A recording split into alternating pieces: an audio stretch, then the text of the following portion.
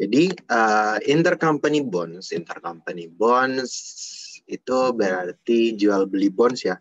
Kalau misalnya kemarin kalau kemarin kan kita belajarnya intercompany transaction aset tetap, intercompany inventory gitu kan ya. Sekarang kita masuk ke intercompany transaction bonds.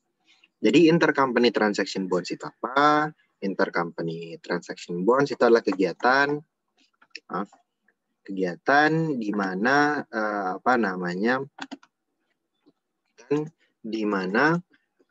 perusahaan itu induk dan anak gitu kan ya, induk ataupun anak menjual atau membeli gitu kan ya, obligasi yang diterbitkan oleh anak atau induk. Jadi ibaratnya kalau misalnya kemarin kan intercompany aset tetap itu kan OP menjual aset tetap ke S gitu kan ya, atau S menjual aset tetap ke P gitu kan misalnya, atau inventory gitu kan misalnya. Nah ini sama aja sebenarnya, cuma bedanya di sini kita menjual obligasi gitu ya, di mana kita mengenal mungkin ada upstream downstream ya. Jadi kegiatan di mana induk atau anak itu menjual atau membeli obligasi yang diterbitkan oleh anak atau induk sendiri. Jadi intercompany transaction bonds gitu kan. Nah, dalam intercompany transaction bonds, intercompany bonds gitu kan ya, itu dibagi menjadi downstream gitu ya. Downstream itu kondisi di mana induk menerbitkan bonds payable gitu ya, bonds payable, dan anak membeli bonds tersebut.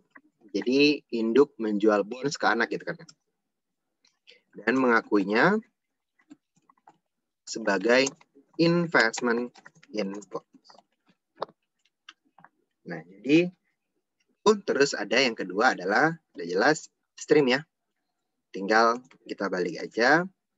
Untuk upstream, di sini kebalikannya, anak yang menerbitkan bonds, anak perusahaan gitu kan ya, dan induk yang membeli bonds tersebut. Jadi bedanya di situ. Kalau downstream, induk itu mencatat bonds payable, anak mencatat investment in bonds. Tapi kalau misalnya upstream sebaliknya, anak perusahaan atau si S gitu kan ya, yang mencatat bonds payable dan induk yang membeli bonds tersebut dan mengakuinya sebagai investment in bonds. Nah, kalau misalnya kita ngomongin soal soal intercompany transaction bonds ini, kita juga nanti mengenal yang namanya unrealized, realized gitu kan. Cuma mungkin agak sedikit berbeda dengan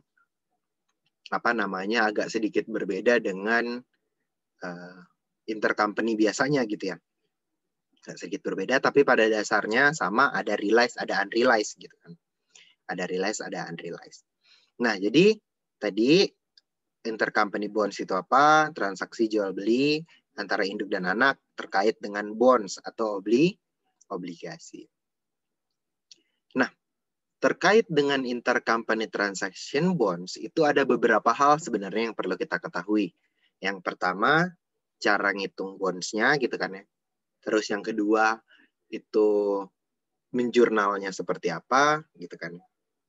Dan yang terakhir itu nanti kita bakal ke worksheet gitu kan, sebenarnya kurang lebih seperti itu. Sama dengan intercompany sebelumnya. Nah, sekarang kita masuk dalam mengerjakan intercompany bonds, itu apa sih yang perlu kita ketahui? Nah, yang pertama itu adalah ada namanya constructive gain atau loss on retirement of bonds. Jadi ada namanya constructive gain or loss on retirement of bonds atau constructive retirement gain or loss gitu kan. Nah, jadi constructive gain or loss ini itu apa sih sebenarnya? Jadi mungkin apa sih gitu kan ya constructive gain atau loss ini? Jadi constructive gain or loss gitu kan ya on retirement of bonds itu adalah gain atau loss yang timbul pada saat konsolidasi, pada saat kita melakukan eliminasi intercompany bonds. Jadi constructive gain or loss itu, jadi kan pada awalnya kita kan nggak mencatat kita kan nggak mencatat gain ya. Ibaratnya misalnya si P menerbitkan bonds kan cash pada bonds payable, kalau si S beli investment in bonds pada cash. Nah di situ kan nggak ada gain gitu kan. Nah, gain-nya nanti itu baru terlihat di saat kita eliminasi si intercompany bonds-nya. Sehingga atas hal ini muncullah yang namanya constructive gain atau loss on retirement of bonds. Jadi nanti dia muncul hanya pada saat eliminasi. Dan berbeda dengan intercompany pada umumnya. Intercompany bonds itu ibaratnya realize gitu kan ya, realize atau muncul di tahun pertama dan akan dihapuskan seiring dengan amortisasi bonds atau biasa kita sebut amortisasi dari gain atau loss-nya. Nah, kira-kira seperti itu. Nah, itu constructive gain or loss on retirement of bonds. Nanti kita akan lihat jurnalnya nanti seperti apa. Tapi kurang lebih maksud dari constructive gain or loss on retirement of bonds itu seperti itu. Nah, selanjutnya itu ada perhitungan effective interest computation gitu kan, atau menghitung effective interest, atau biasa juga kita kenal dengan istilah YTM atau yield to maturity, atau biasa juga kita kenal dengan istilah market rate. Nah ini, jadi kita nanti bakal belajar bagaimana cara menghitung effective interest. Nah, untuk effective interest itu sebenarnya ngitungnya cukup mungkin udah pernah kita pelajari di manajemen keuangan. Jadi kalau kita membicarakan terkait effective interest, apabila bonds itu diterbitkan sesuai harga tertentu atau rate tertentu gitu kan ya, harga tertentu, maka kita harus menghitung ulang berapa YTM dari bonds tersebut atau effective interest-nya gitu kan ya. Nah, kita menghitungnya dalam menghitung YTM itu kita akan menggunakan interpolasi linear, di mana rumusnya itu sebagai berikut. Interpolasi linear dengan rumus sebagai berikut. Jadi, rumus dari interpolasi linear itu adalah YTM itu sama dengan I1 ditambah bond value BV gitu ya, bond value dikurang bond value 1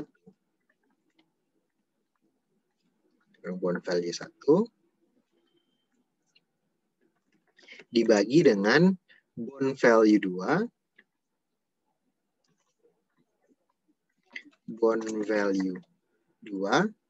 dikurang bond value 1. Nah, ini baru dikali dengan I2 min I1. Jadi kurang lebih hampir sama dengan manajemen keuangan. Ini rumus YTM, di mana I2 I1 itu kita selalu pakai kupon rate aja. Bond value satunya itu pakainya nominal atau par value. Terus I2 itu kita tentukan sendiri, dan bond value 2 itu dari present value bonds menggunakan I2. Jadi present value bonds menggunakan I2. Terus untuk YTM yang kita cari adalah yield to maturity atau effective interest-nya. Dan bond value itu adalah harga jual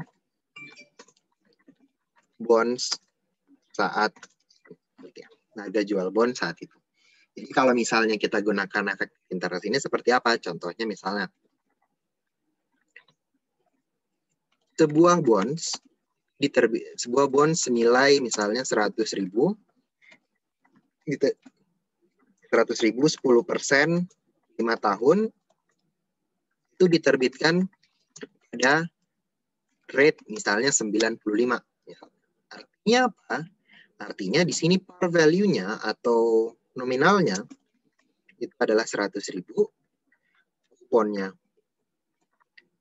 rate-nya itu adalah 5%. Terus dia bond value-nya itu kita dapat dari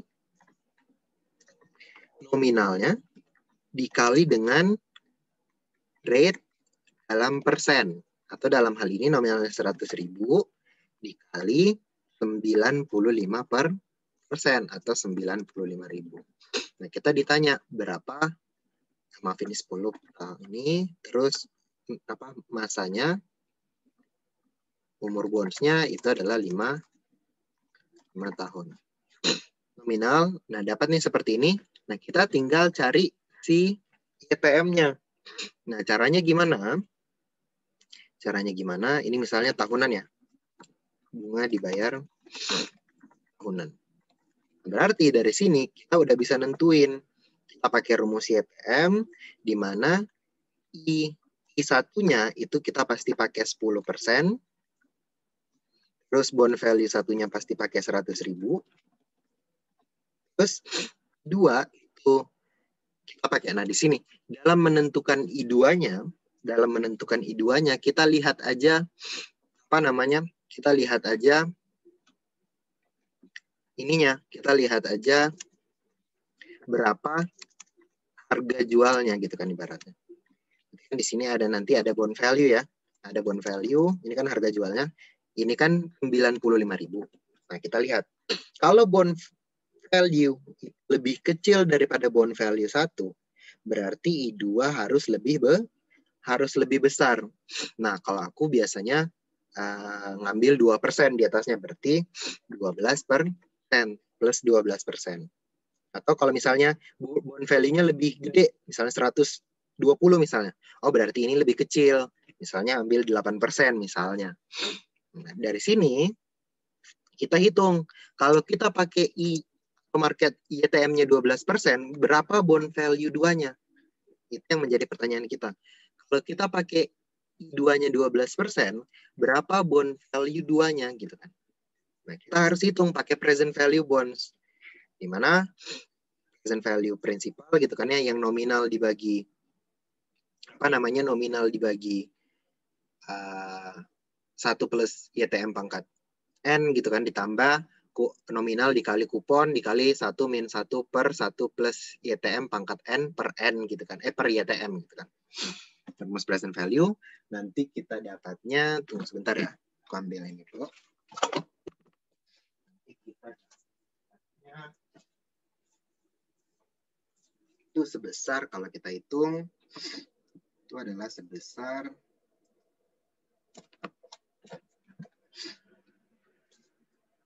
berarti 100.000 dibagi 1,12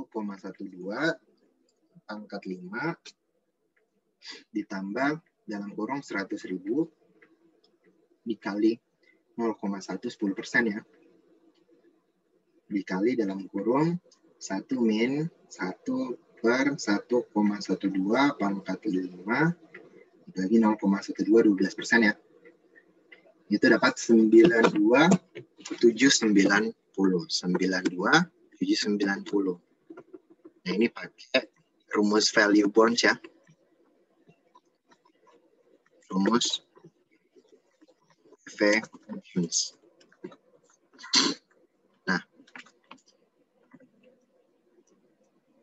Nah, I2 sama, jadi gini, I2 itu, kalau kita pakai interpolasi, itu harus pakai kira-kira. Jadi, kita mencari YTM dengan menggunakan I1 dan I2, dicari titik tengahnya. Nanti dapat YTM yang sebenarnya. Jadi, I1 sama I2 ini itu kira-kira aja. Bukan yang sebenarnya. Jadi nanti, kalau misalnya kita hitung gini kan ya, apa I2 bukan YTM? Harusnya kan kalau kita pakai YTM dalam menghitung nilai bonds, harusnya nilainya 95.000 dong. Tapi ini 92,790. Berarti bukan ini YTM-nya. Nanti YTM-nya kalau udah kayak gini, kita pakailah rumus yang ini, YTM sama dengan I1 gitu kan ya. Dari sini berarti YTM itu sama dengan I1-nya itu 10% gitu kan ya, ditambah dengan dalam kurung BV ya, BV 100.000 dikurang BV1 itu 95.000 dikurang BV1-nya 100.000 dibagi BV2-nya 92,790 dikurang BV1-nya 100.000. Nanti kalau udah baru dikali dengan I2-nya 12% min 10%. Nanti dapatlah YTM-nya sebesar 0,1 ditambah 95.000 dikurang 100.000 bagi 92,790 dikurang 100.000 dikali 12% kurang 10% 0,02 dapat 11,3869% atau 11,3869 berarti 3869 aja 3869 ke 387%. Berarti YTM-nya itu adalah 11,387%. Nah, kayak gini cara kita mencari interpolasi linear. Cara mencari efektif interest dengan interpolasi linear. Jadi dengan menggunakan rumus ini, gitu ya, di mana ini I2-nya kita tentukan sendiri, maksudnya apa? Karena kita harus cari kira-kira dulu. Nah, caranya itu adalah, jadi aku kasih catatan di sini, I2 itu ditentukan dengan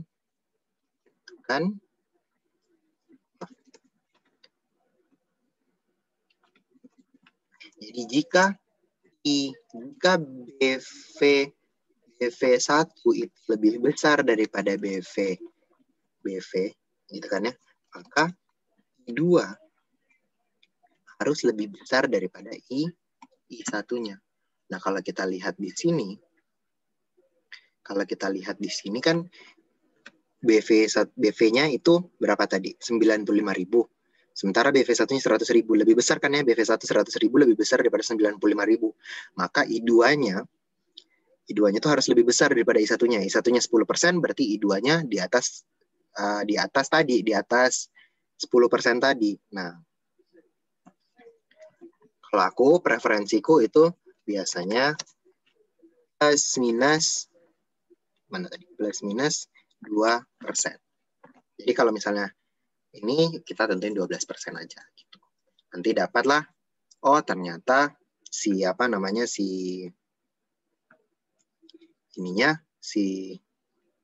I2-nya ternyata segitu gitu. Nah, kenapa jadi I2 sama YTM tuh bedanya apa? Sebenarnya sama-sama aja YTM, cuma bedanya I2 itu kalau book value-nya 92,790. Kalau maaf bukan book value, bond value ya. Jadi kalau bond value-nya itu 95.000, YTM-nya pasti bukan 12%. Berarti bukan itu YTM yang kita cari. Yang kita cari nanti pakai interpolasi. Dapatlah segini gitu. Nah, ini. Kalau misalnya ternyata kayak gini ya. Kalau misalnya kayak gini. Tapi kalau misalnya di soal kita udah dikasih YTM-nya, kita nggak perlu pakai cara ini lagi. Kita nggak perlu. Kecuali kita pakai cara ini kalau dia harganya tuh ditentukan. Misalnya rate 95%. Misalnya ini berapa persen gitu kan. Kalau harganya udah ditentukan. Tapi kalau di buku ngasihnya langsung efektif interest-nya, berarti yang kita harus lakukan tinggal nyari bond value-nya aja gitu. Baratnya seperti itu. Nah, itu untuk apa namanya intercompany transaction bonds itu sendiri. Kira-kira seperti itu. Nah, sampai di sini dulu dalam menghitung efektif interest, kira-kira ada yang mau ditanyakan? Constructive gain over loss, on retirement of bonds, terus effective interest udah. Nah, kira-kira seperti ini. Kira-kira ada yang mau ditanyakan dulu sampai di sini?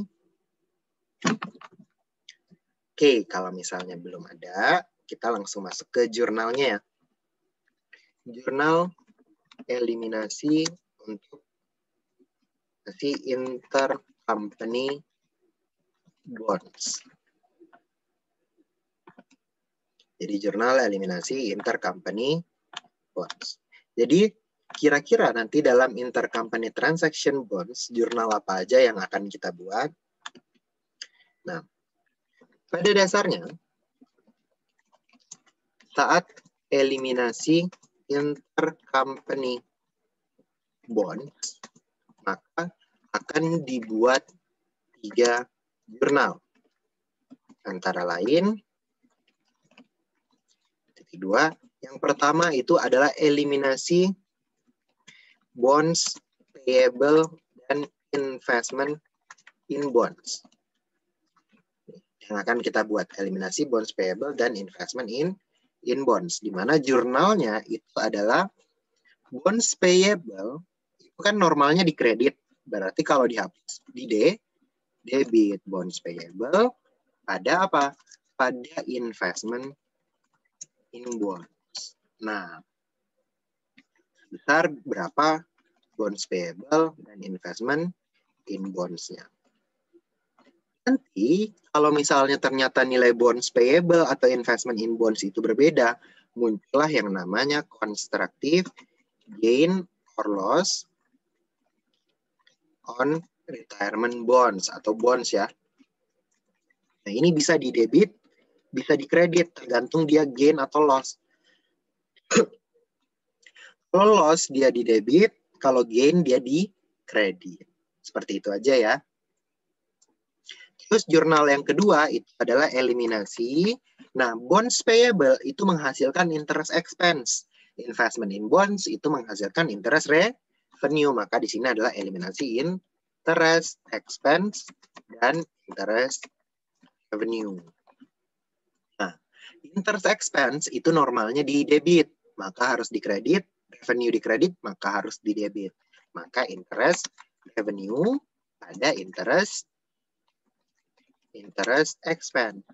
Nah, tapi kalau investment in bonds sama bonds payable-nya nilainya berbeda, pasti kan interest revenue sama interest expense-nya juga nilainya kan beda kan ya.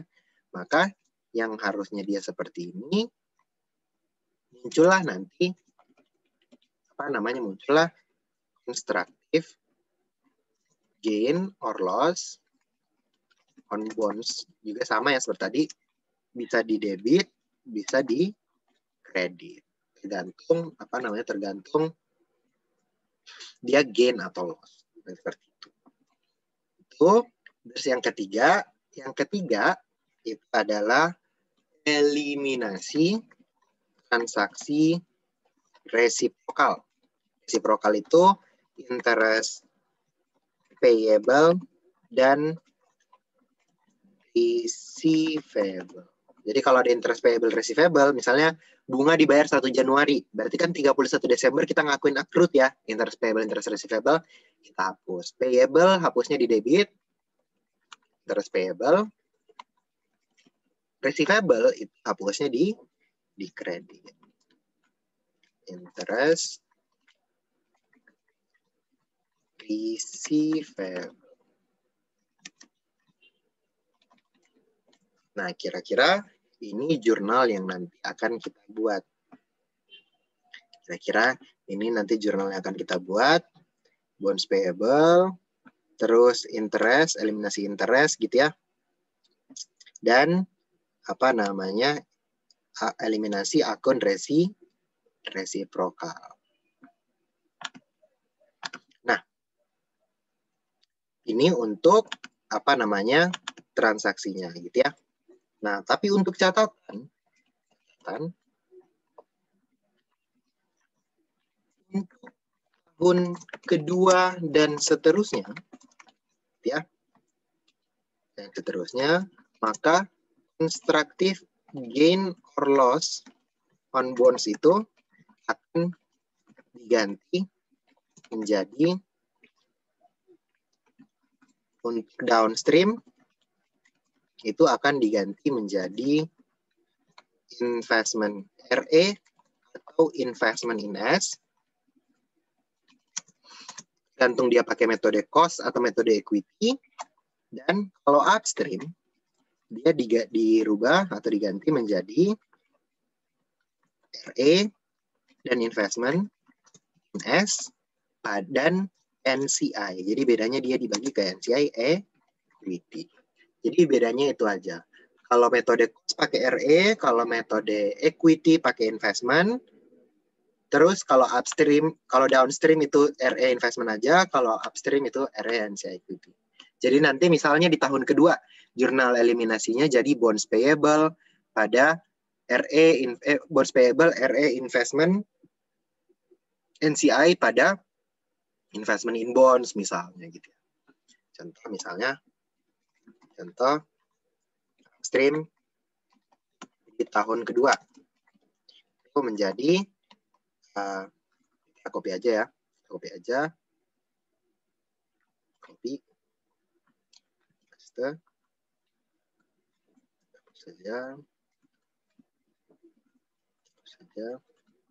Yang kedua ini bukan constructive gain atau loss lagi, tapi atau investment, gitu ya. Tergantung apa namanya, tergantung dia debit apa kredit ya. Dan NCI equity, tergantung dia debit apa kredit lagi. Jadi kalau dia loss berarti kan di kredit, debit semua. Kalau gain kan di kredit semua. Nah, kira-kira seperti itu. Nah, tinggal gini aja sebenarnya. Nah, itu untuk jurnal eliminasi intercompany bonds-nya. Gitu ya. Jadi untuk eliminasi intercompany bonds-nya itu kira-kira seperti ini. Reciprocal. Nah, untuk catatan lagi, kita tambah catatan di sini. Catatan lagi.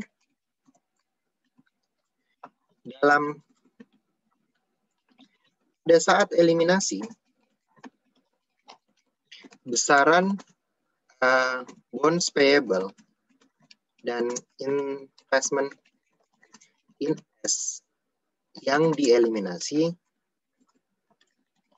itu proporsinya harus sama.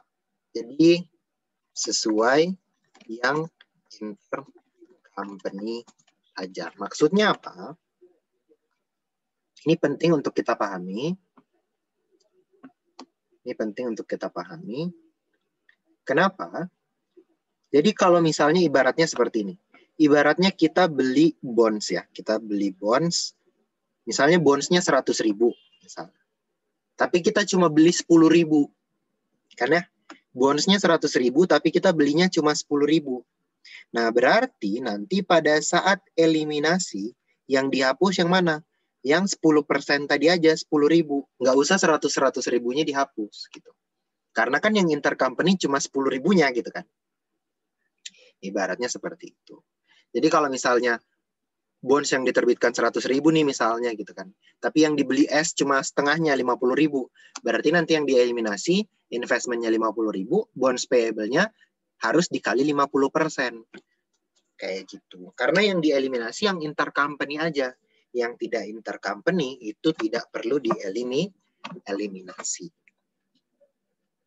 Nah, sampai saat ini kira-kira ada yang mau ditanyakan mungkin terkait dengan hal ini? Kalau misalnya masih bingung, nggak apa-apa ditanyain aja. Kalau misalnya masih bingung, ditanyain aja. Terkait dengan apa namanya, terkait dengan jurnalnya atau misalnya cara perhitungannya.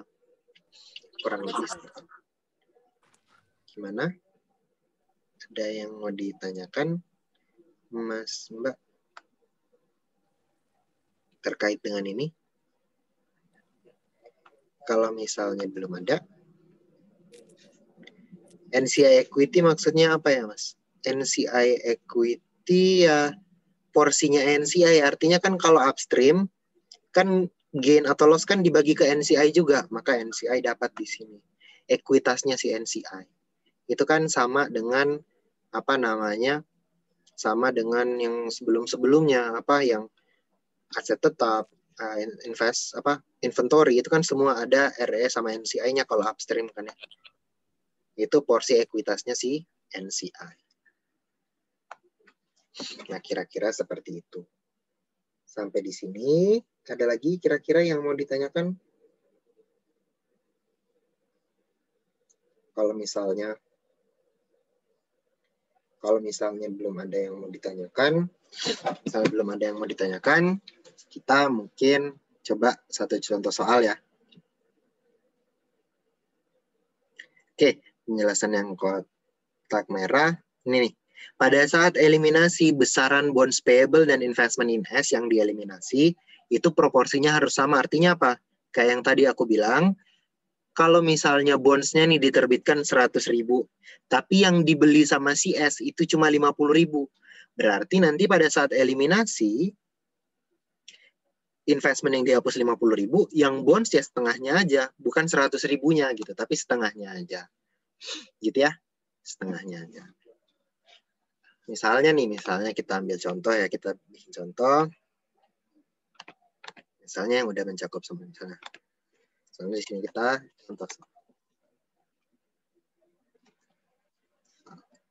Misalnya, itu diketahui memiliki 80% S misalnya.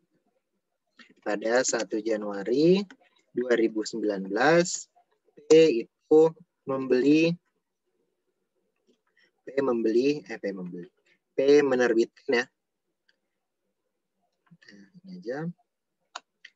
Diketahui P itu menerbitkan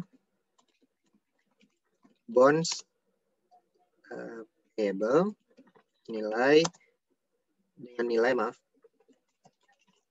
100.000, 10%, 5 tahun gitu kan ya. 5 tahun. Pada saat itu bunga pasarnya, misalnya bunga pasar itu adalah 12% misalnya. Ya.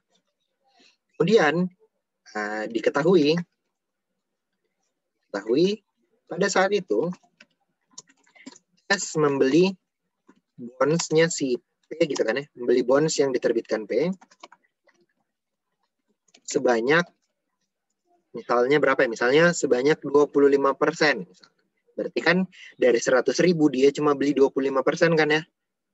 Nah, persennya dengan rate misalnya berapa? Misalnya rate-nya adalah dengan rate sebesar 95 misalnya. 95. Nah, buatlah jurnal eliminasi untuk transaksi itu misalnya gitu kan ya. Transaksi tersebut. Nah, misalnya kayak gini. Artinya apa? Kalau misalnya soalnya kayak gini, yang pertama kita lakukan adalah kita list dulu bonds-nya si P sama bonds-nya si S. Misalnya bonds P nih. Bonds payable-nya si P, par-nya adalah 100.000, ya. Coupon rate-nya itu adalah 10%. Misalnya tahunan ya, kita asumsinya tahunan aja. Terus umurnya itu 5 tahun. N-nya 5 tahun ya. Terus kita dapat market rate-nya itu adalah 12%. Ya. Nah, kita bisa dapat bond value-nya itu adalah sebesar berapa? Nah, kan tadi kita udah hitung ya, yang di sebelah sini, itu kan dapat 92.970 ya. 92.970. Gitu ya. Ini present value bonds. Nah, sementara untuk investment in bonds-nya, investment in bonds-nya itu kan punyanya si S ya. Investment in bonds-nya si S. Kita lihat par-nya. Nah, di sini kita lihat karena si S cuma beli 25%, berarti di sini par-nya otomatis 25% dikali punyanya P 100.000. Atau kita beli cuma 25.000-nya aja. Dimana kupon rate-nya pasti sama, 10% ya. Terus umurnya pasti sama, 5 tahun. Terus market rate-nya, nah di sini kita bisa tahu bond value-nya. Market price-nya, maaf, atau bond value-nya itu adalah par dikali dengan rate persen. Dalam hal ini par-nya adalah 25.000 dikali dengan dia belinya dengan rate 95, berarti 95% atau sebesar 25.000 0,95 itu 23.750. Nah, dari sini kita mau nggak mau itu harus cari berapa market rate-nya. Market rate-nya berapa sih gitu kan. Ya udah kita pakailah si cara interpolasi ini tadi. Pakailah cara yang ini. Kan ya. Interpolasi. Kita hitunglah. Satunya itu adalah 10%, book value-nya di sini bukan 100.000 tapi 25.000. Duanya kita pakai 12% juga boleh sebenarnya gitu kan. Kita pakai 12%. Nah, kalau kita pakai 12%, berapa bond value duanya?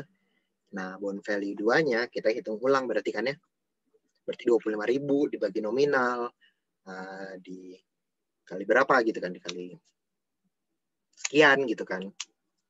Nah, nanti dapat si bond value-nya nanti itu adalah sebesar 23.750. Ya. Di sini nanti bond value 2-nya itu nilainya sebesar berapa ya? Nah, kita hitung. 25.000 dibagi 1,12 pangkat 5 ditambah 25.000 dikali 0,1, 10% ya kupon rate-nya dikali dalam kurung 1 min 1 per 1,12 pangkat 5 dibagi 0,12 itu dapat sebesar 23.198 ya. 23.198. Nah, dari sini berarti kita sesuaikan aja rumusnya. 10% di sini 23.750 dikurang 25.000 ya. Ini 23.198 dikurang 25.000 nanti dapatlah sebesar 0,1 ditambah 23.750 dikurang 25.000 23.198 dikurang 25.000 dikali 12% kurang sen 1,387 sama ya. Nah, sama aja sih harusnya. 11,387. Nah, udah Nah, dari sini kita bisa buat tabel amortisasinya untuk si bond sama si investment in S. Jadi kita buat tabel amortisasinya. Bonds payable, ya bonds payable itu kan ada tanggal, ya tanggal, terus interest paid, terus ada interest expense gitu kan, terus ada amortisasi, terus ada carrying amount, ya carrying amount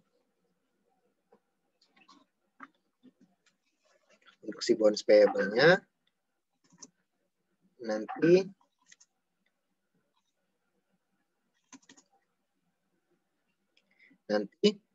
kita tinggal isi aja. Nah, tanggalnya misalnya dibelinya 1 Januari, berarti 1 Januari, 1 bulan 1. Interest paid-nya itu belum ada karena baru beli ya.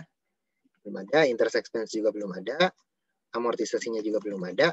Nah, carrying amount-nya itu sesuai bond value-nya 92.970. Berarti di sini 92.970. Gitu ya. Terus di tanggal 1 bulan tinggal 31 tanggal 1 bulan 1 di tahun berikutnya. Tanggal 1 bulan 1 di tahun berikutnya. Bulan berikutnya itu adalah interest paid-nya itu adalah sesuai dikali kupon ya, 100.000 dikali 10% itu 10.000. Interest expense-nya itu adalah market rate dikali carrying amount. Market rate dikali carrying amount-nya 12% dikali 92.970. 0,12 dikali 92.970. Dapat 11.156. 11.156,456 aja ya. Berarti amortisasinya sebesar 1156. Berarti di sini carrying amount-nya pada saat 31 Desember adalah 92.970 ditambah dengan 1156 atau 94.126. 94.126. Tanggal 1 bulan 1 2019.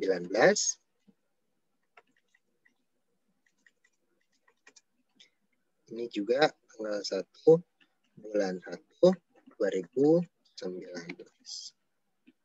Ya. Nah, ini untuk si bonds payable-nya. Bonds payable-nya si P. Nah, sekarang kita buat si investment in S. Kan investment in S. Investment in bonds. Karena kan sama-sama diamortisasi juga kan. Nah, investment in bonds. Oke. Nah, berarti di sini dia interest received.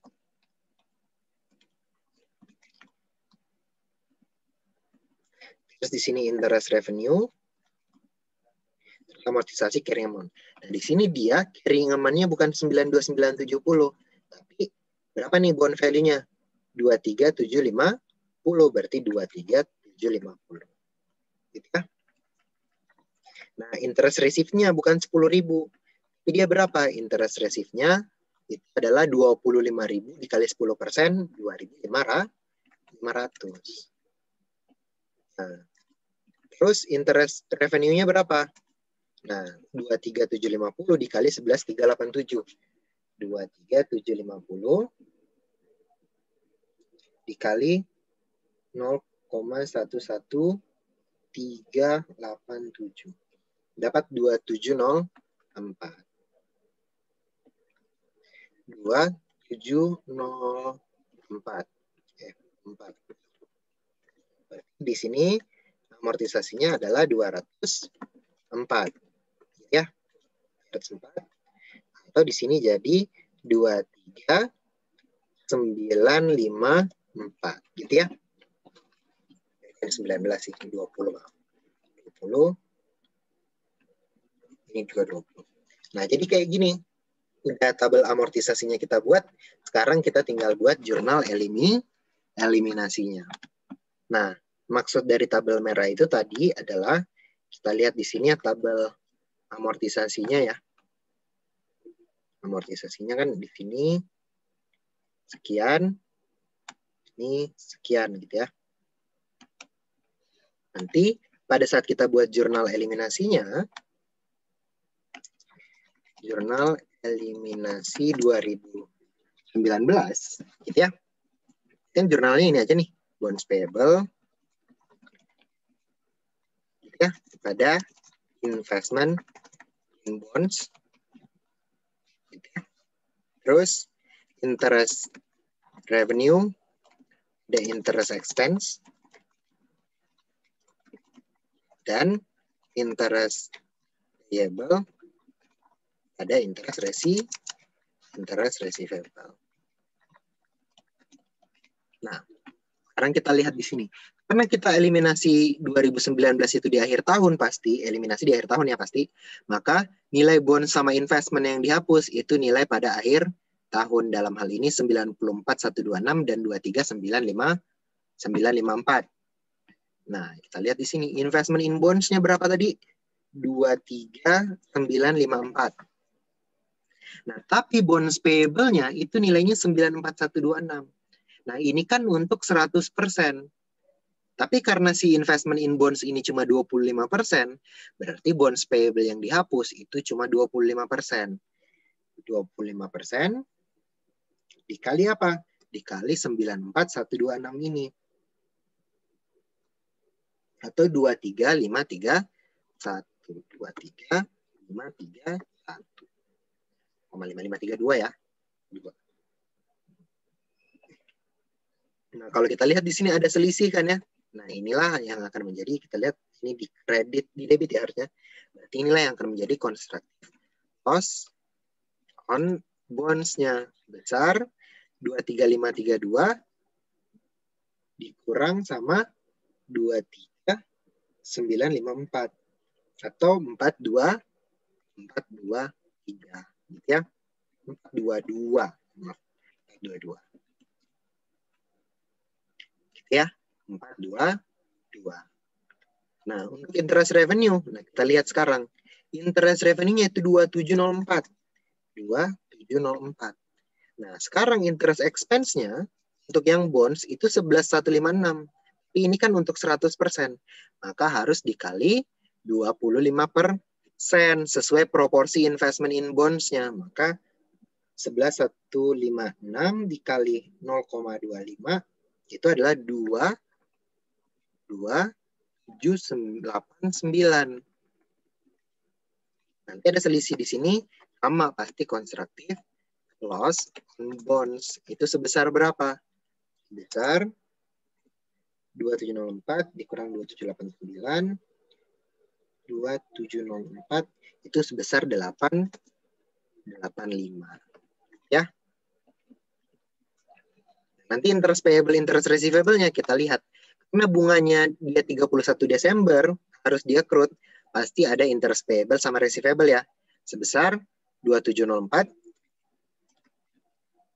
Payable-nya 2704, interest receivable-nya juga 2704. Dari mana? Kok 2704, maaf. 2.500. Karena kan kita utang sebesar 2.500 kan jatuhnya.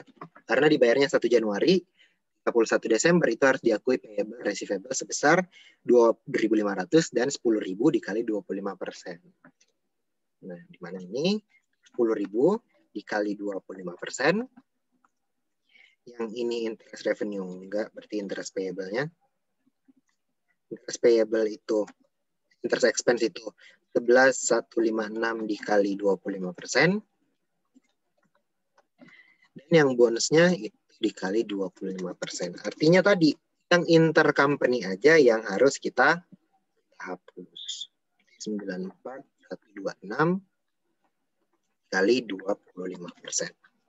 Kalau ternyata nilai bonds payable sama investment in bonds-nya itu sama, apakah muncul constructive gain atau loss? Enggak, dia enggak akan muncul constructive gain atau loss. Jadi kira-kira kalau kita ngejawab soal kurang lebih seperti ini. Kita buat perhitungannya, kita buat tabel amortisasinya. Kalau bisa nggak pakai tabel amortisasi sebenarnya lebih bagus ya, lebih cepat. Tapi kalau perlu ya dibuat aja, nanti tinggal kita eliminasi aja. Nah, kira-kira seperti ini. Nanti untuk tahun berikutnya gimana? Nanti kan tahun berikutnya ada amortisasi lagi. Berarti nilai bonds payable sama investment in bonds-nya sesuai saldo pada akhir tahun tersebut, akhir tahun 2020. Berapa tuh gitu kan. Nanti kita masukin itu, nanti di sini dia ada constructive loss-nya, itu kita rubah jadi RE atau investment, tergantung dia pakai metode cost atau metode equity. Metode ekuitasi. Kira-kira seperti itu. Nah, sampai di sini untuk soal ini kira-kira ada yang mau ditanyakan mungkin terkait dengan hal ini?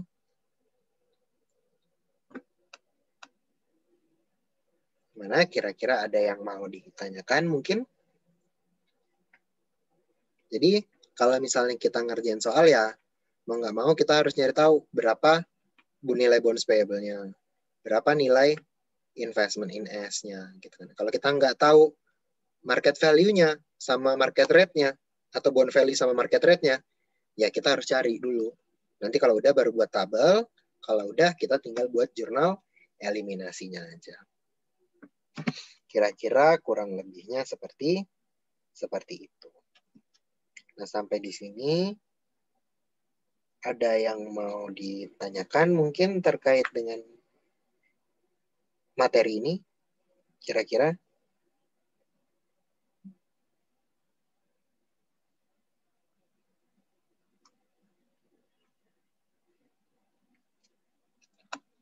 Nggak apa-apa kalau misalnya masih bingung, nggak apa-apa ditanyain aja. Kira-kira kurang lebihnya seperti ini.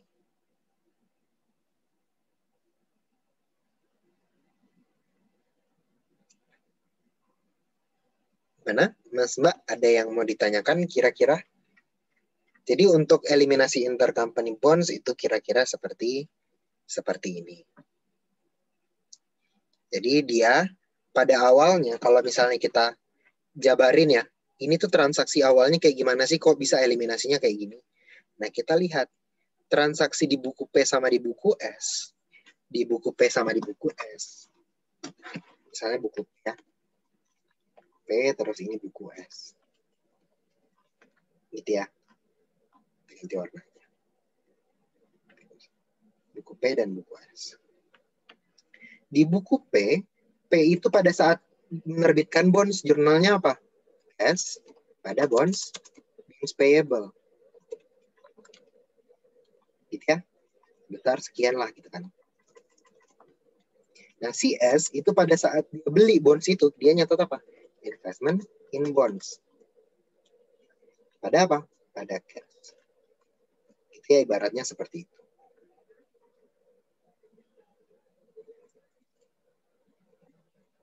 Ibaratnya seperti itu. Berarti kan dia juga nyatat sekian. Ya. Nyatat sekian. Nah,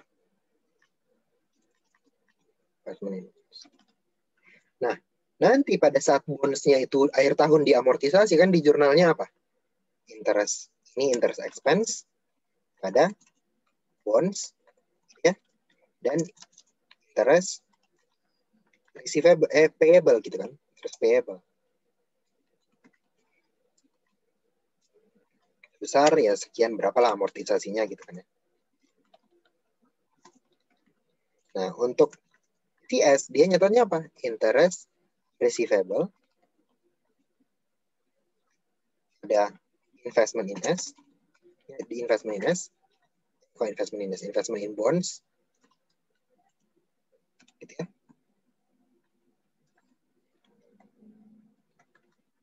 Investment in bonds,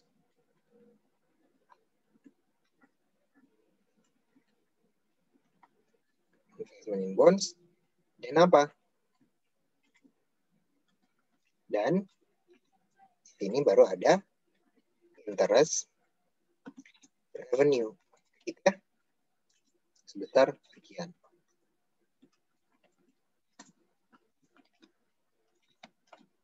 Nah, kira-kira seperti itu.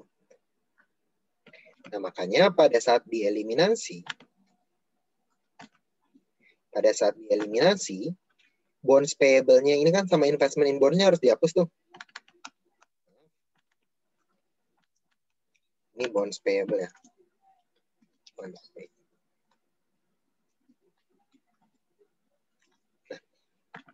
Nah, kita mau eliminasi gitu kan. Oh, berarti yang dieliminasi apa? Bonds payable sama investment in bonds. Senilai berapa? Bonds payable di awal, investment in bonds ditambah amortisasinya. Gitu ya. Makanya kalau kita lihat di sini, cash pada bonds payable, investment in bonds pada cash, bonds payable-nya eliminasi, investment in bonds-nya dieliminasi. Di sini ada investment in bonds, di sini juga ada bonds payable, itu ditotalin. Nanti itu yang membentuk jurnal nomor 1. Interest revenue expense, hapus expense, hapus revenue buat jurnal yang kedua. Interest payable receivable, hapus jurnal yang ketiga. Kayak gitu. Nah, itu dasar dari jurnalnya sebenarnya. Jadi kalau kita lihat di awal itu nggak ada kan gain atau loss. Nanti gain atau loss-nya muncul pada saat kita eliminasi. Kira-kira seperti itu. Sampai di sini ada yang mau ditanyakan kira-kira terkait dengan hal ini? Terkait buku P dan buku S? Nggak apa-apa Mas, Mbak, kalau misalnya ada yang mau ditanyakan, nggak apa-apa. Kalau misalnya bingung, ini angkanya dari mana, kok bisa segitu gitu kan? Nah, nggak apa-apa ditanyakan aja.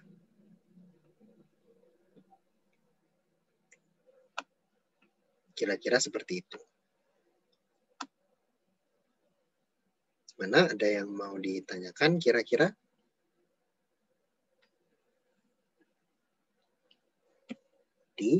Tadi 94126 itu ngambilnya dari sini, gitu ya. Terus 23954 ambilnya dari sini. Interest itu ngambilnya dari kolom ini. Receivable payable ngambilnya dari kolom yang ini. Kira-kira seperti itu. Nah, itu untuk apa namanya? Untuk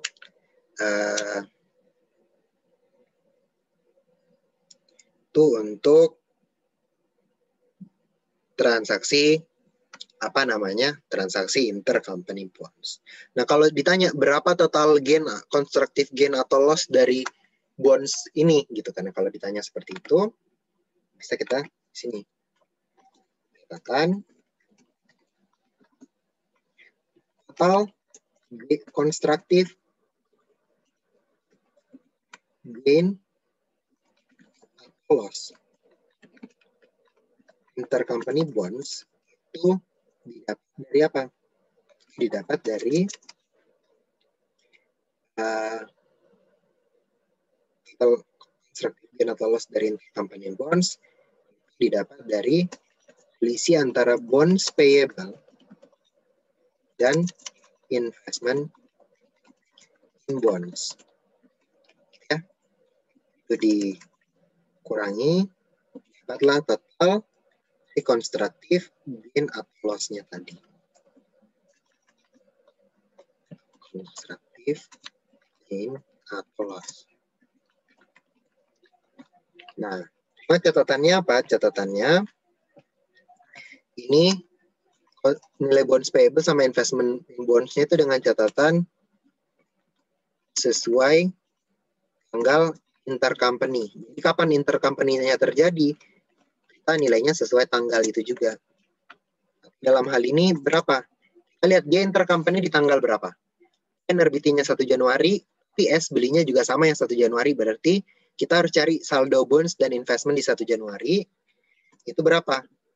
Nah, si bonds adalah 92970, berarti 92970.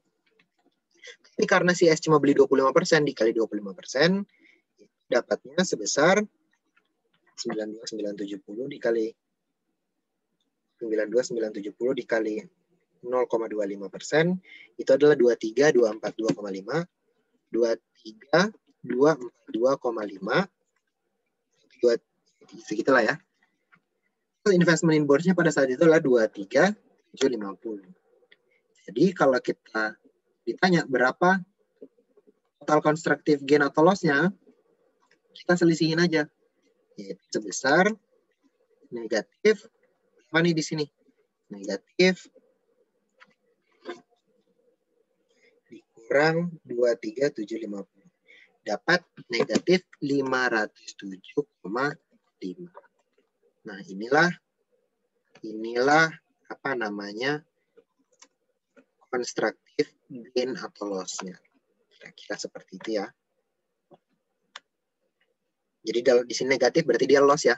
Constructive loss sebesar 507,5. Nah, kira-kira dia seperti itu. Atau apa namanya? Ini bisa dibulatin ya sebenarnya. Bisa dibulatin. Jadi 23 ya, karena kan bulatin dari tadi di atas 3, ini berarti jadi 500 tuh. 507. 507 dari mana? Kok ini 23 maaf ya. 13 ngomong.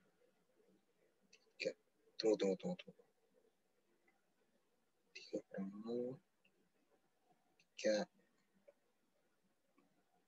Ini benar nggak ya? 243 kurang 75. 507 ya benar. 507. Atau 507 ini constructive gain atau loss-nya itu didapat dari 422 ditambah 85. Atau 507. Gitu ya. Nah, itu untuk apa namanya? Untuk total constructive gain atau loss intercompany bonds.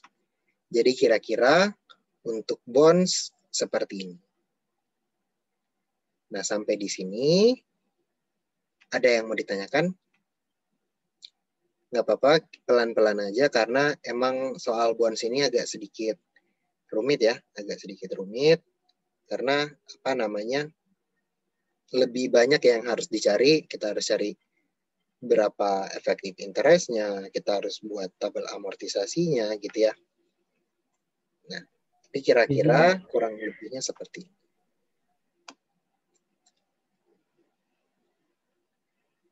Interest salah debit. Oh iya. Kasih ya Mbak Thomas. Ini harusnya di sini ya. Kira kayak gitu. Oke, makasih. Nah, kira-kira seperti ini. Gimana? Untuk transaksi ini, kira-kira ada yang mau ditanyakan terkait dengan jurnal eliminasi, terus perhitungan-perhitungannya, kira-kira masih cukup sederhana ya, Mungkin karena panjang aja ya, jadi kayak agak sedikit sulit. Tapi nggak apa-apa, pelan-pelan aja, Mas Mbak, di ini aja dulu. Kalau misalnya emang ada yang mau ditanyakan, ini nilainya dari mana, atau ini kok bisa kayak gini, itu nggak apa-apa, silahkan ditanyakan. Menunggu.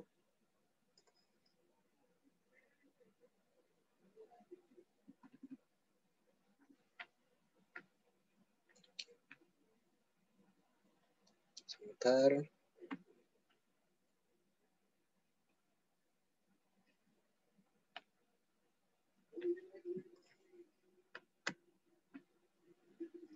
Nah, itu terkait dengan apa namanya? Tunggu sebentar. Kita masuk ke soal, mungkin latihan soalnya kita ngambil dari workbook aja.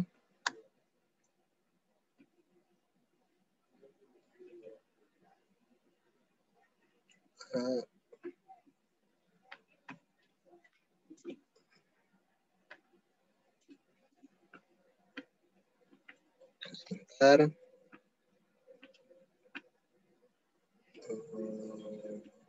Soal 4.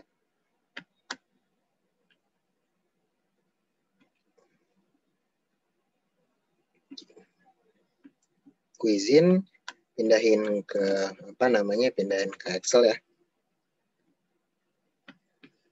Misalnya kita lihat contoh soal di sini.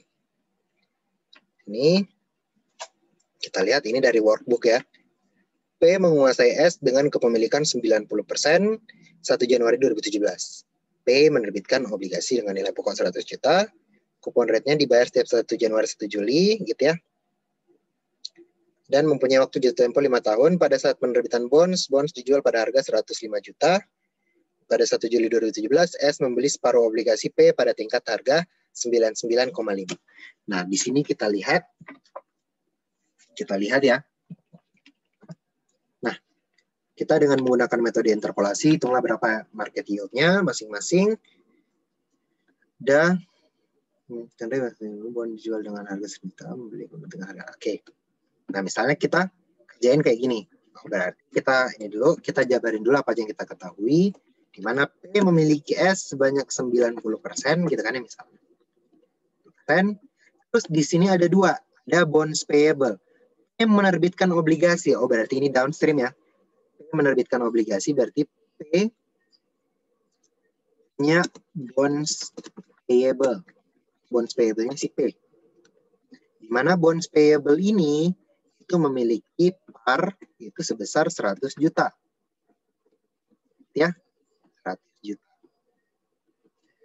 Terus kita lihat kupon rate-nya adalah 8%.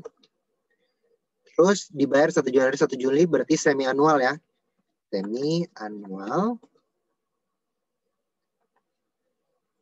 Maaf, tulis di sini aja. Semi annual. Berarti dia bayarnya dua kali dalam setahun ya. Terus jatuh tempo 5 tahun, berarti N-nya atau umurnya itu sama dengan 5 tahun. Pada saat penerbitan, berarti bond value-nya adalah 105 juta. 105 juta.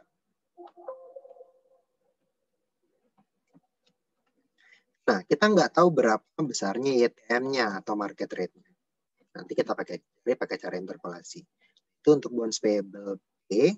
Sekarang kita lihat yang ke S. Nah, di sini si S, ini bonds payable-nya itu kan diterbitkan pada 1 Januari 2017. Nah, untuk si S ini, dia kan beli ya. Berarti dia nyatat investment in bonds.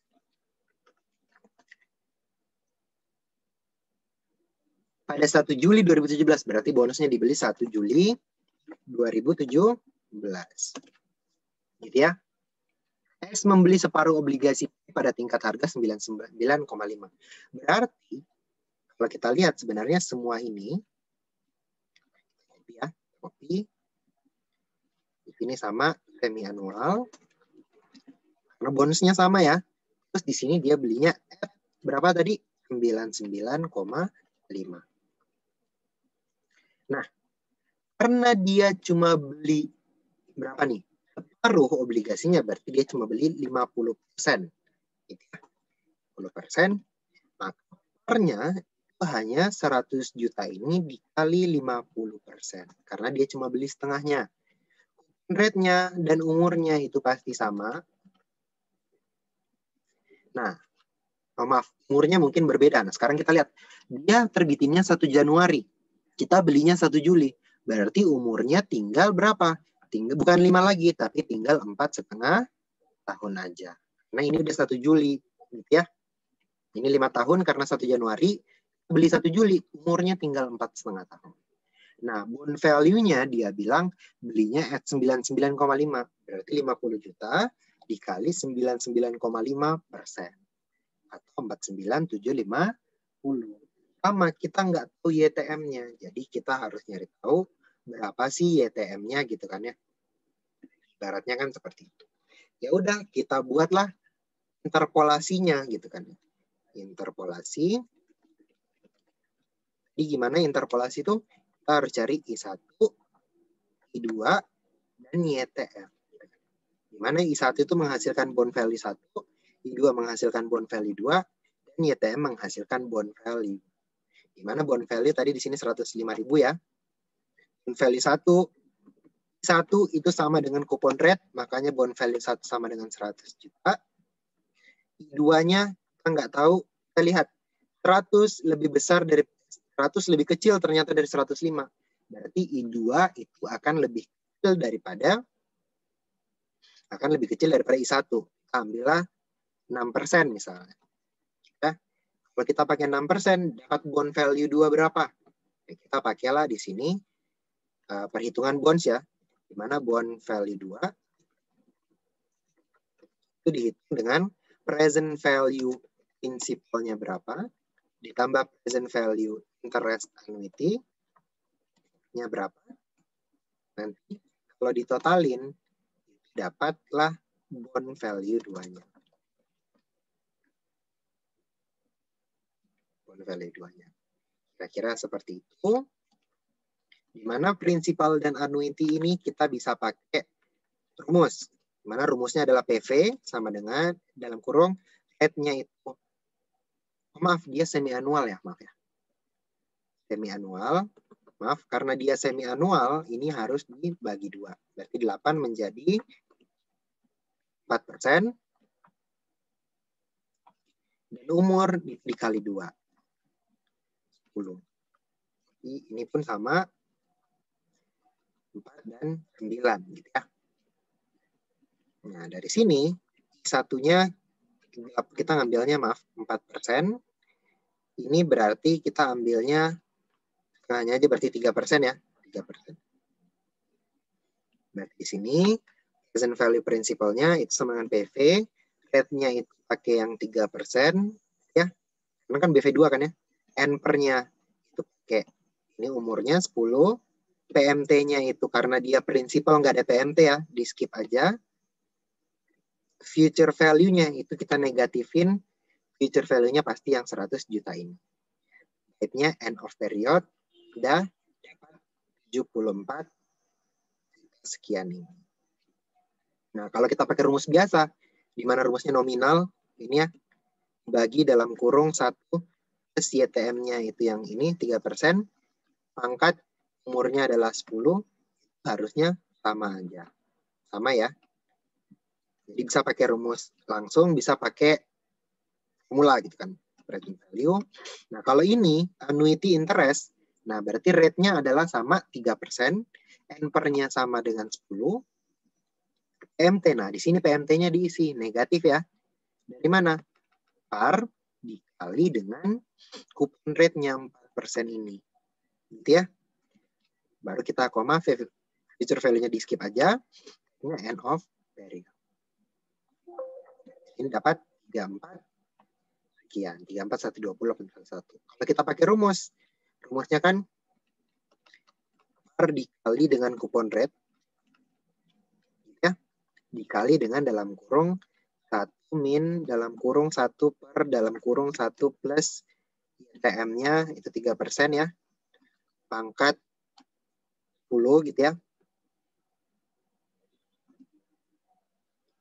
Terus dibagi dengan YTM 3%. Itu dapatnya sebesar sama 34,120. Jadi kalau kita mau pakai rumusnya langsung atau pakai formula, bisa jumlahin, dapatlah bond value-nya. 108 juta. Nah, di sini kita masukin 108 juta ini. Nanti dari sini kita bisa tahu YTM-nya berapa. YTM-nya kan 1 ditambah dalam kurung bond value dikurang bond value 1 dibagi bond value 2 dikurang bond value 1 gitu ya. Lalu dikali dengan 2 min I1. Dapatlah sebesar segini. Tapi karena ini kepanjangan, kita ambil 5 angka di belakang koma. Dapat 3,413 ini YTM-nya. Nah ini kita copy aja sebenarnya. Copy. Kita paste di sini berarti ya. Nah dia 43 sama ya. 43. Terus dia sini beda nih 53 juta. Dapat 4,06%. Jadi kalau kita bisa lihat di sini YTM-nya beda ya. YTM-nya si si P sama S itu agak sedikit berbeda. Kira-kira seperti itu bagaimana kita menghitung bonds ini. Dari sini kita udah tahu kan ya, jawaban yang A market yield-nya, yang A ini YTM-nya segini, yang B YTM-nya segini. Yang S YTM-nya segini. Terus berapa beban bunga yang diakui P tahun 2017 dan pendapatan bunga yang diakui S tahun 2017. Berarti di sini kita harus buat tabel amortisasinya. Kita buat di sampingnya aja. Ada tanggal. Kalau bonds payable ada interest rate, interest expense, ada amortisasi, dan ada carrying amount.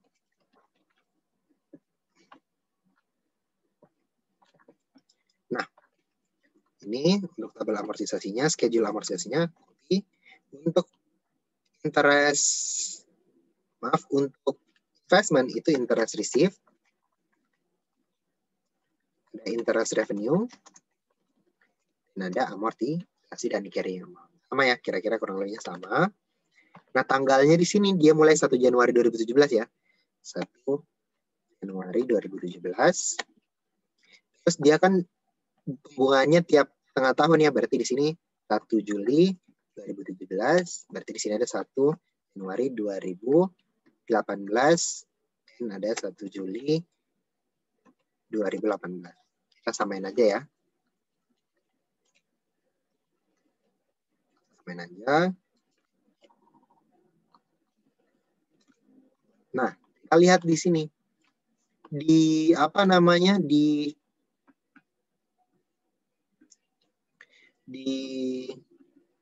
bonds-nya itu karena dia terbitnya 1 Januari, maka carrying amount-nya itu sudah ada dari 1 Januari 2017 sebesar bond value ini. Terus interest paid sama ya, setiap tahun, setiap periode itu sama. Interest paid itu didapat dari par FNF4 aja dikali dengan diabsolutin ya, dikali dengan coupon rate-nya 4% ini diabsolutin lagi. Atau sebesar 4 juta tiap setengah tahun. Interest expense itu dari carrying amount sebelumnya dikali dengan ITM-nya yang ini nih, diabsolutin, dapatlah segini. Dari sini kita bisa dapat amortisasinya. Dari sini kita tinggal kurangin aja sama amortisasinya. Dapatlah sekian gitu ya. Ini untuk yang apa namanya, yang di bonds payable. Nah, untuk investment in bonds itu sama. Karena dia belinya 1 Juli, maka carrying amount-nya di 1 Juli, yaitu di sini. 49,750. Nah, di sini dia baru dapat bunga di 31 Desember atau 1 Januari tahun berikutnya. Besar berapa? Besar parnya 50 juta. Ya, diabsolutin aja, dikali dengan 4% sama diabsolutin, dapat 2 juta tiap. Untuk interest revenue-nya, tinggal carrying amount dikali dengan si YTM-nya diabsolutin. Nah, itu dapat 2.021.000. Dari sini kita tinggal selisihin aja. Di sini tinggal kita tambah aja. Nah, dapatlah sebesar sekian. Nah, kira-kira kurang lebihnya seperti itu. Oh ya, maaf, ini YTM-nya kan udah dibagi dua nih untuk setengah tahunan. Berarti YTM-nya yang sebenarnya tinggal ini dikali 2 aja. Karena kan dalam setahun. Atau sebesar ini per tahun. Ya. Inilah jawabannya, YTM per tahunnya sekian. Ini untuk jawabannya. Nah, terus ini udah diminta berapa beban bunga yang diakui tahun 2017. Beban bunga yang diakui tahun 2017 untuk P itu ada 2. Ini nih, di bunga sampai Juli, bunga yang sampai Desember. Januari, Juli, Desember, bunganya totalnya adalah segini. Beban bunga selama tahun 2017 itu adalah penjumlahan dari ini. Karena kan Ini bunga Januari Juli, ini Juli Desember. Besar 7 juta. Sementara pendapatan bunganya si S, bunga selama tahun 2017, gitu ya. Karena si S baru dibeli 1 Juli, berarti bunganya cuma Juli sampai Desember, yang 2 juta ini aja.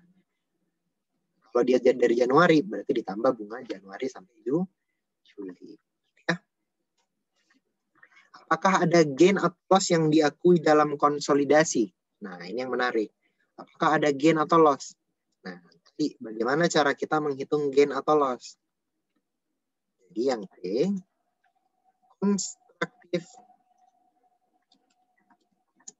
gain or loss on retirement of bonds. Jadi, constructive gain atau loss-nya, itu tadi cara dapatnya gimana? Constructive gain atau loss tadi, gain atau loss tadi, gain atau loss tadi, itu didapat dari apa? Dari bonds payable. Bonds payable. Nah, sekarang kita lihat. Tadi kan aku bilang gain atau loss-nya itu didapat dari selisih bonds payable pada tanggal intercompany. Nah, karena si S ini baru beli di tanggal 1 Juli, maka nilai bonds-nya juga itu bonds per tanggal 1 Juli 2017. Nah, investment in bonds sama 1 Juli 2017. Nah, kita lihat bonds payable 1 Juli 2017 itu berapa? Kita lihat di sini. 1 Juli 2017 carrying amount-nya adalah 104 juta. Tapi karena kita cuma beli setengahnya, berarti ini dikali 50%. Nah, investment in bond 1 Juli berapa? 49750. Berarti di sini apakah ada gain atau loss? Apakah di sini ada gain atau loss? Nah, di sini constructive gain or loss-nya itu adalah sebesar ini dikurang sama yang ini. Oh, dia di sini gain besar 2 juta ini, gitu ya.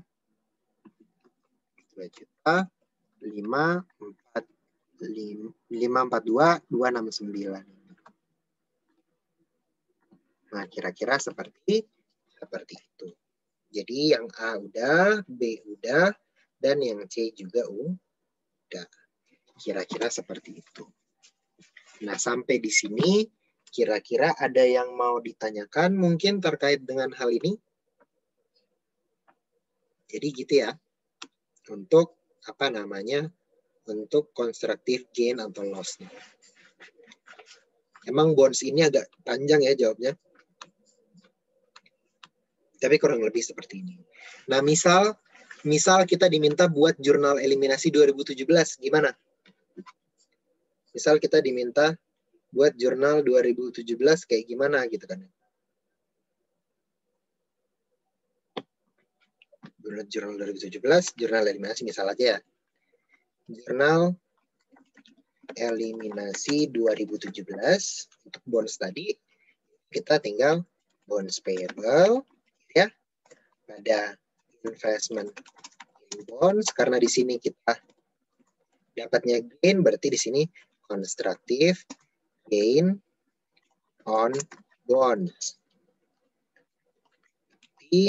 Nah, di sini itu ada interest revenue dan interest expense. Kebetulan karena dia bayarnya 1 Januari dan 1 Juli, berarti akan ada interest payable, ada interest receivable. Gitu ya, kira-kira seperti itu. Besar berapa? Nah, di sini menariknya. Bonds payable-nya kita ambil saldo akhir tahun atau 1 Januari 2018. 104 ini kita kali dengan 50%. Nah, kita belinya cuma setengah ya. Sementara untuk yang investment in bonds, kita ambil dari 1 Januari 2018 langsung. 49, berarti di sini ada constructive gain sebesar selisihnya 2.305. Interest revenue, ambil yang ini aja gitu kan. Interest revenue-nya, ambil yang ini. Untuk interest expense itu kan ada dua ya. Ada 1 Januari sampai Juli, ada Juli sampai Desember. Nah, karena kita intercompany cuma yang Juli sampai Desember, maka interest expense-nya cuma yang Juli sampai Desember aja. Yang Januari sampai Juli itu bukan hak kita, bukan intercompany. Maka ini diambil yang Juli aja. Lihat selisihnya. Ini kembali ke revenue. Oh, ini lupa dikali 50%. Nah, ya kita kan 50% ya. Ini dikurangi ini, dapat 236.769,59. Terus interest payable, interest receivable, itu pasti sama aja. Ini 2 juta. Interest payable yang Januari aja ya. Maaf, interest receivable. Interest receivable yang ini. Interest payable itu yang ini, tapi dikali 50%. Sesuai proporsinya aja. Nah, ini jurnal eliminasinya. Kalau kita total di tahun pertama constructive gain atau loss, itu pasti sama dengan gain-nya di sini. Kalau kita jumlah 2305 ditambah dengan 236.769,9 sama ya. Secara ngeceknya. Kira-kira seperti itu. Jadi itu kira-kira kalau kita diminta buat jurnal eliminasinya. Nah, sampai di sini apa namanya? Ini kalau misalnya kita ngomong terkait dengan apa namanya? Terkait dengan bonds ini sendiri. Kira-kira sampai di sini ada yang mau ditanyakan?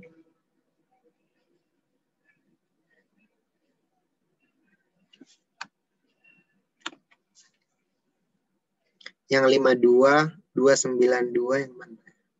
Oh, ini. Ini itu saldo bonds payable di tanggal 1 Juli 2017. Dari ini nih, 1 Juli 2017 yang ini. Ini yang dikali 50%, dapat yang 52292 ini. Kira-kira seperti itu.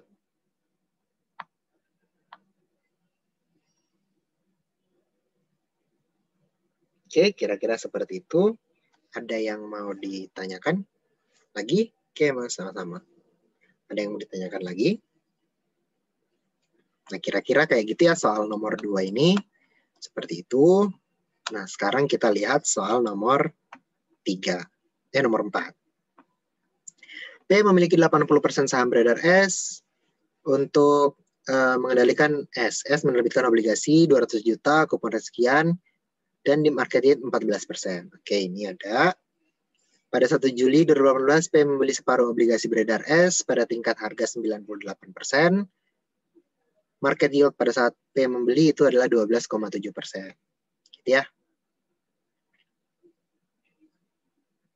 Berapa beban bunga yang diakui S tahun 2018 dan pendapatan bunga yang diakui P tahun 2018. Berapa gain atau loss transaksi 2018. Jadi ini sebenarnya kurang lebih hampir sama ya, kayak tadi hampir sama. Cuma kita ditanya di 2018-nya gimana sih gitu kan. Berarti sebenarnya kita bisa copy aja langsung yang ini. Nah, kita lihat di sini. S menerbitkan obligasi, berarti obligasinya punyanya si S, bukan punyanya si P. Ini bisa kita copy aja. Copy. Nah, di sini dia 80% ya, 80%. Terus dia beli belinya 1 Januari, parnya itu 200 juta. 200 juta.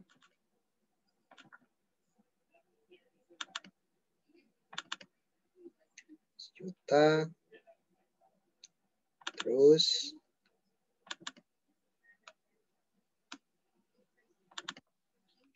ya, bentar ya, Mas Mbak. Nah, terus kita pada saat kupon rate 12%, kupon rate-nya di sini 12%. dibayar tiap tanggal 1 Januari dan 1 Juli seperti biasa, jatuh tempo dalam 4 tahun, berarti di sini umurnya 4 tahun. Terus market yield-nya, oh kita di sini udah tahu YTM-nya, YTM-nya itu 14%, gitu ya, kita udah tahu YTM-nya 14%. Di sini kita tinggal apa? Kita tinggal tinggal hitung aja berapa bond value-nya, kan kita nggak tahu bond value-nya ya. Nah jadinya gimana? Ini mungkin agak sedikit benerin, clear.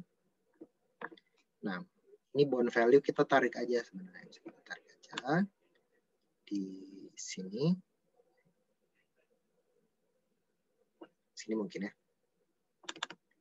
Bond value itu kita bisa cari pakai rumus present value sama dengan rate-nya adalah 6%, 14% ya. Berarti kita harus bagi 2 dulu. N/nya itu adalah 8. PMT-nya itu adalah ini Pak, ini ya. Prinsipal berarti PMT-nya di skip, dikurang future value-nya 200 juta, end of period dapat gini. Nah ini aku bagi 2 dulu. Nah, dapat segini. Ya. Nah, untuk si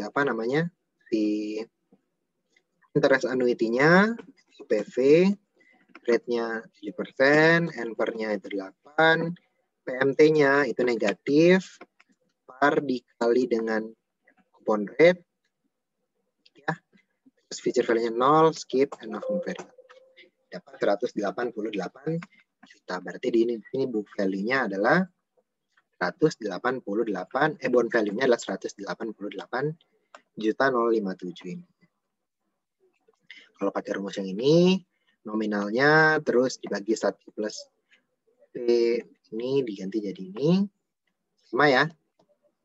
Terus ini coupon rate-nya sama, umurnya sama, nanti tinggal YTM-nya yang diganti. 7%, YTM-nya juga ini 7%. 71665. Sama ya, bond value-nya sama. Nah, untuk yang kedua, nah di sini kita bisa pakai salah satunya sebenarnya harusnya hasilnya sama aja ya. Harusnya. Tapi kita lihat di sini 1 Juli P membeli separuh berarti 50% benar. Di sini dia 12%. Umurnya, nah di sini kita lihat karena dia belinya 1 Juli 2018, padahal ini diterbitinya 2017 ya. Ini 1 Juli 2018. Berarti umurnya tinggal berapa? Tahun udah lewat, tinggal setengah lagi. Berarti umurnya tinggal 2,5 tahun aja. Kan ya? Kan 2018 ya. 2,5 tahun. Dan di mana pada saat itu YTM-nya harusnya 12,7 ya. Nah, sekarang kita hitung kalau misalnya kayak gitu gimana. Sini 6. Nah, di sini kan kita pakai 6%. Sini kan dia berapa tadi? Dia kan di bawahnya ya. Dia belinya at 98 emang. 98 juta. Nah, di sini 98 juta. Nah, udah pakai interpolasi 6, terus ini kan lebih kecil, berarti ini harusnya lebih gede ya, harusnya. Lebih gede, berarti misalnya 8% ya harusnya. 8%, 92, atau 7% aja lah, 7%. 6,7% aja. Dapat 6,48. Kalau dikali 2, 12,9. Sebenarnya nggak beda jauh ya sama 12,7. Kalau mau pakai 12,7% juga boleh. Itu bisa sebenarnya. Kayak gitu. Nanti YTM-nya mau pakai yang 12,7%. Mau pakai yang berapa namanya? Mau pakai yang 12,9756. Ini juga sebenarnya beda di koma aja. Nanti kalau misalnya agak bingung, coba ditanya aja dosennya, kalau misalnya ada 2 kayak gini, itu dipakainya yang kayak gimana? Apakah kita harus cari sendiri atau pakai market yield yang ada di soal?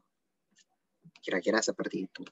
Nanti untuk si ininya, tuh karena dia belinya di 1 Juli 2018, berarti kan dia mulainya di 1 Juli 2018, berarti ini 11 2019.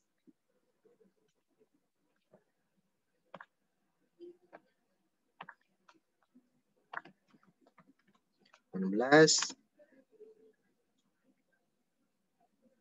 Terus ini juga harus dibaca.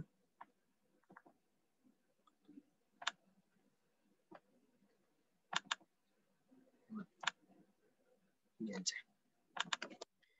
Ini 11/2019. Nah, sekarang kita lihat.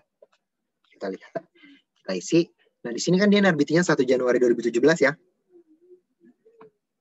Sesuai carrying amount-nya yaitu sesuai bond value 188.057 ini.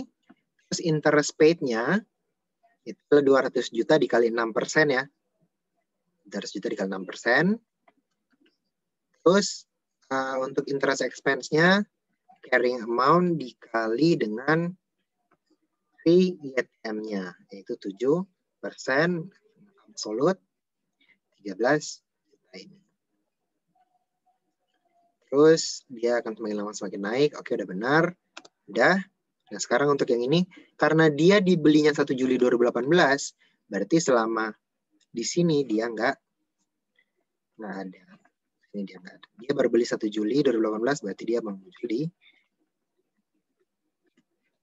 di sini.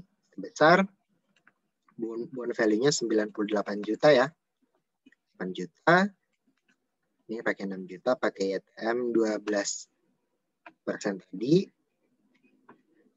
6 juta itu dari 100 juta dikali 6%, 6 juta. Udah kira-kira seperti ini. Nah, kita diminta buat pendapatan bunga 2018 dan P2018. Berarti kalau kita diminta yang selama tahun 2018, ini juga diminta yang 2018, berarti tinggal yang ini kita pakainya yang ini nih, Januari, Juli, dan Juli, Desember. Ini beban bunganya, pendapatan bunganya 2018 itu cuma yang 6 juta ini. Juli, Desember aja. Udah kayak gitu. Udah cukup menjawab ya.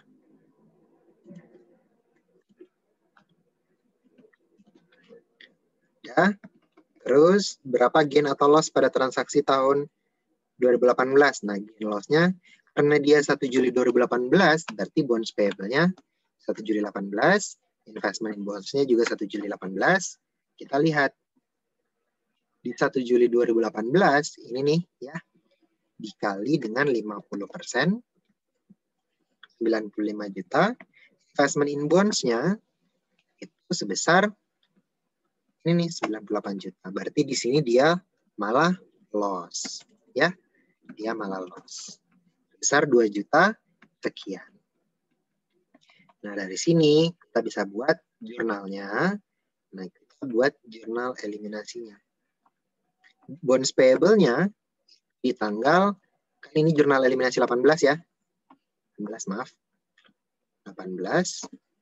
Maka bonds payable-nya itu saldo akhir 2018 atau awal 2019. Yang ini dikali 50%. 96. Investment in bonds-nya itu yang ini. Ada selisih. Di sini loss ya, bukan gain. Ini constructive loss. Sebesar ini dikurang ini. Di sini juga sama constructive loss. Sebesar interest revenue-nya untuk tahun ini 6 juta. Interest expense-nya itu ngambil yang di ini aja. Karena kan yang 1 Juli Januari nggak diakui ya, yang 3 di atas ini nggak diakui. Kali 50%, dapatlah sekian. Udah, interest payable, interest receivable. Interest payable-nya itu 12 juta dikali 50%. 6 juta. Ini 6 juta aja langsung. Nah, kalau kita totalin, loss-nya sama nggak? 1745 dengan 354960. Sama ya harusnya. Nah, kira-kira seperti itu. Jadi, sebenarnya yang perlu kita pahami di bonds ini apa? Kita harus paham cara cari book value, cara cari YTM pakai interpolasi. Itu yang pertama. Terus cara bikin tabel amortisasi ini gimana? Nah, yang paling penting, bagaimana kita memasukkan nilai buat perhitungan yang ada di sini. Bonds payable karena eliminasi 2018, berarti saldo bonds payable di akhir tahun 2018 atau beginning 2019, yaitu 193.225.577. Investment in bonds juga sama, 98358 ini. Cuma jangan sampai kelupaan ini dikali proporsinya. Karena dia beli cuma 50%, berarti semua bonds payable, interest expense, interest payable itu dikali 50%. Kurang lebihnya seperti itu. Nah, sampai di sini kira-kira seperti itu. Nah, ada yang mungkin mau ditanyakan terkait dengan hal ini? Nggak apa-apa, Mas Mbak, pelan-pelan aja. Emang mungkin lebih sulit ya kalau bonds ini karena emang panjang dan banyak yang harus dicari tahu dulu. Tapi sebenarnya kalau kita lihat, sebenarnya kalau dilihat dari step-nya cukup sederhana. Tinggal kita cari YTM book value, terus bond value-nya kalau dicari bond value, interpolasi kalau dicari interpolasi, terus bikin tabel amortisasi, terus terakhir kita bikin jurnalnya deh, gitu kan. Nah, kira-kira seperti itu.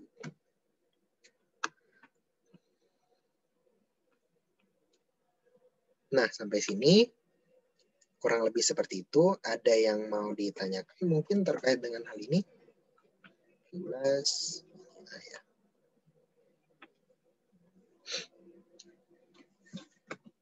Oh iya, ini yang di-highlight kuning harusnya ini adalah investment in bonds.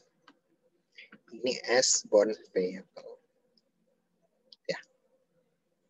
Nah, ini upstream benar. Jadi benar, karena S menerbitkan berarti bonds payable punyanya si S ya. Bonds investment in bonds punyanya si P.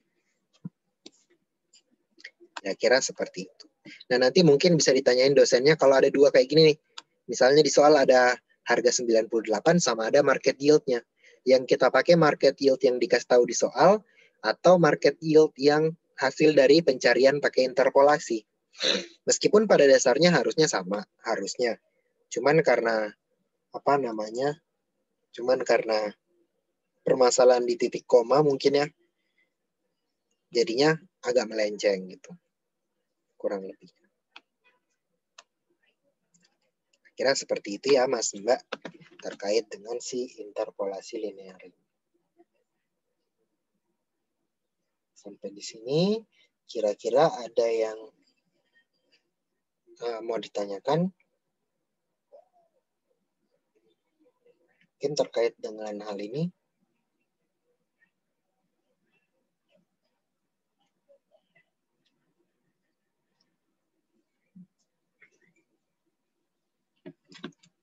Oke, siap Mas, nanti tambah ya, nanti akan saya share.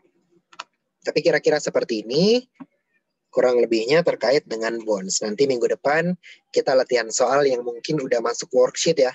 Udah masuk worksheet, nanti kita ketemu di minggu depan, habis itu baru masuk ke perubahan kepemilikan.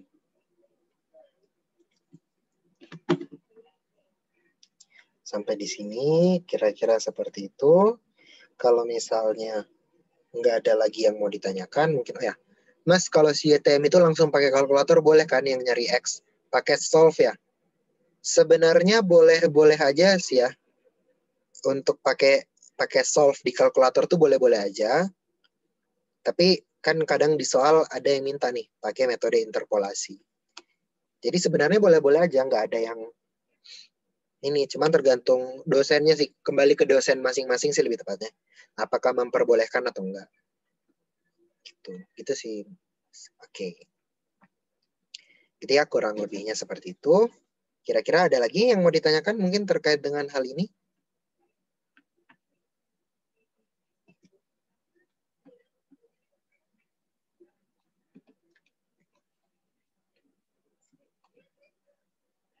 Kalau misalnya belum ada, mungkin cukup sampai di sini dulu untuk pertemuan kali ini.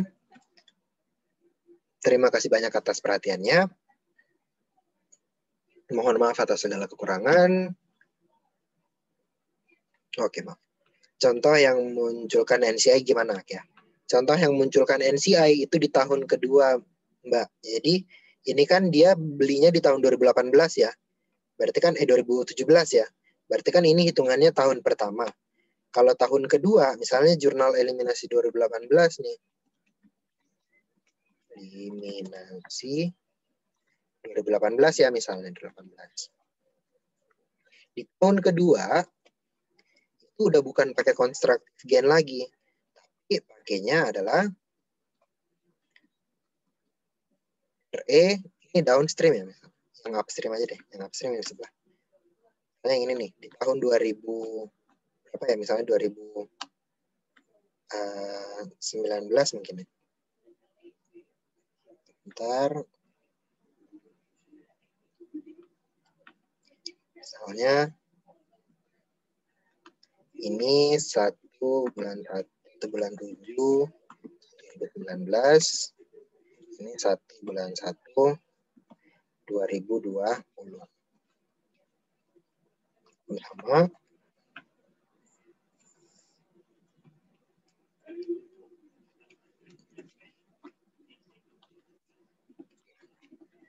Misalnya kayak gini.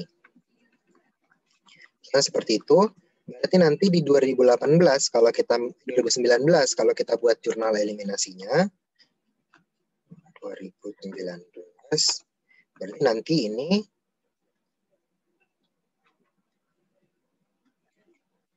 Ctrl copy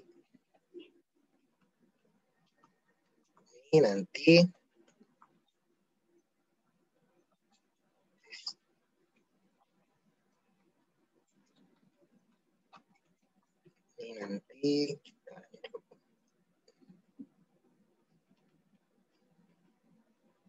nah di sini bonus payable-nya berapa, misalnya bonus payable-nya itu adalah di akhir 2019 ya, berarti awal 2020 bonus payable-nya yang ini berarti dikali 50%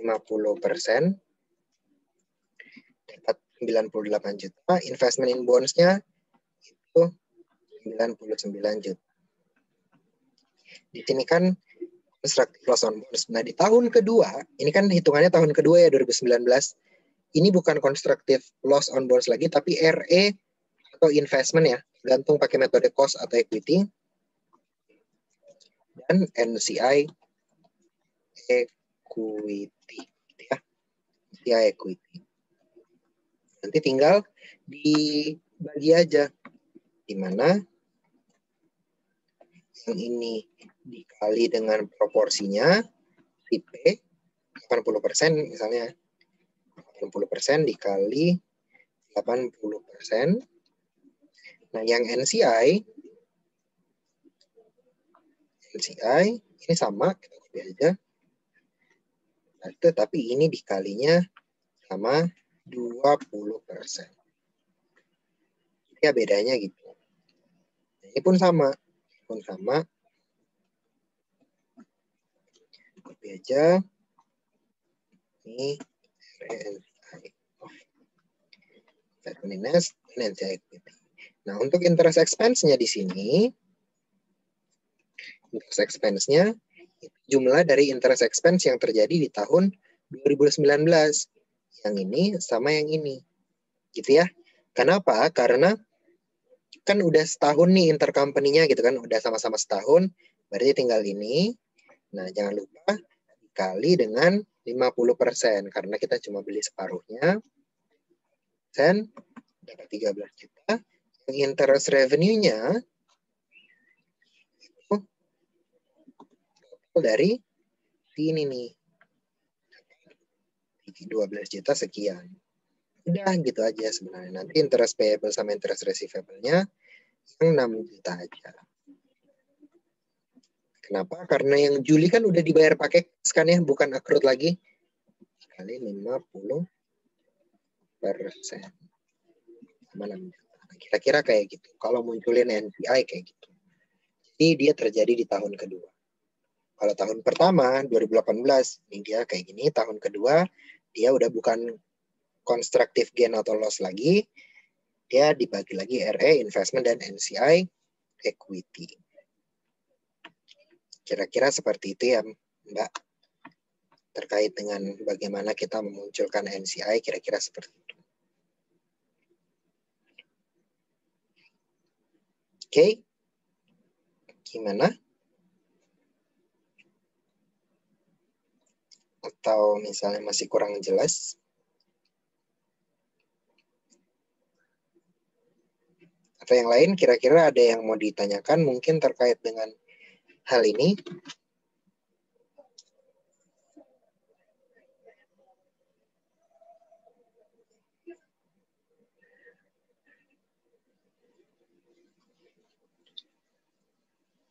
Mana?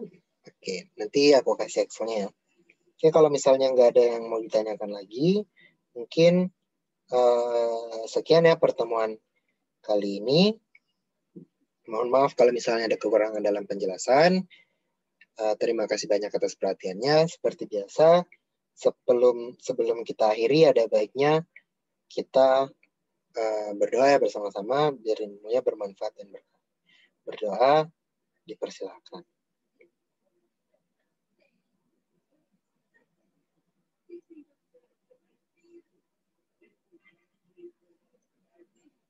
Oke, berdoa selesai. Mungkin sekian pertemuan kali ini. Sekali lagi terima kasih banyak atas perhatiannya. Mohon maaf atas segala kekurangan. Aku akhiri. Sekian. Wassalamualaikum warahmatullahi wabarakatuh. Dan selamat siang ya. Selamat siang. Terima kasih Mas Mbak. Aku izin akhiri ya. Siap, sama-sama.